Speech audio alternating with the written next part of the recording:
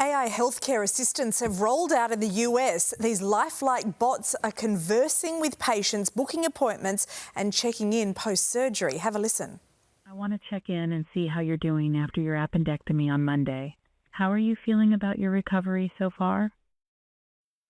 And the patient answers, it's quite extraordinary. For more, we are joined by Sunrise GP, Dr. Ginny Mansberg. Morning to you, Gin. Okay, so as a GP, what is your take on artificial intelligence then conducting these kind of healthcare roles? Love, love, love. And I'll tell you why. We have a problem, Houston, because we have an older, sicker population coming down the train with complex health conditions and healthcare inflation that is already ridiculously high. We also have a problem with supply of healthcare professionals. In my field of general practice, we know that when I graduated from medicine, 47% of medical students said that they wanted to be GPs. Today that number is 7%, and 1 in 3 GPs intends to retire or resign. They're gruesome figures, aren't they? They are. So we've got to be doing something. I heard this at a healthcare conference in Melbourne a couple of weeks ago.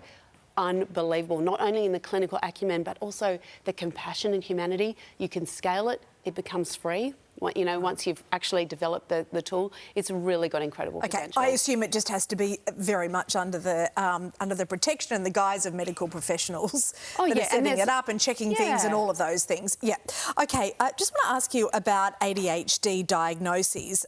We're seeing it more prevalent in women and young boys. Why do you think that is, that we're seeing more diagnoses of ADHD? So hopefully, remember we talked about this 10 years ago, the underdiagnosis of ADHD, and now we're talking about overdiagnosis. I think probably both things are true. We've got this group of underprivileged people who are not accessing diagnosis and not accessing treatment, and that is really a big problem for them. We've got this group who are quite well healed, can afford to go to a psychiatrist, can afford to get therapy. There's no real harms from that. I mean, it's not like cancer where we're going to cut out something or give you chemotherapy. There's no real harm. If you go to a therapist who helps you concentrate better or regulate your moods better, there's no real damage.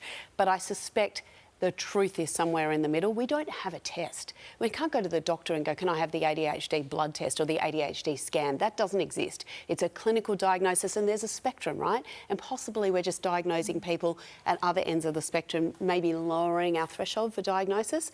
It's not the end of the world, but we need to make sure that we're looking after the people who need it most, who are still slipping through the cracks. And it all depends on who does that diagnosis, because I know for kids in particular, I don't know about adults, but for kids in particular, it can be really quite a journey to get a diagnosis. And you know, many providers really, you know, have you go back and back and back and back and back until they're really sure.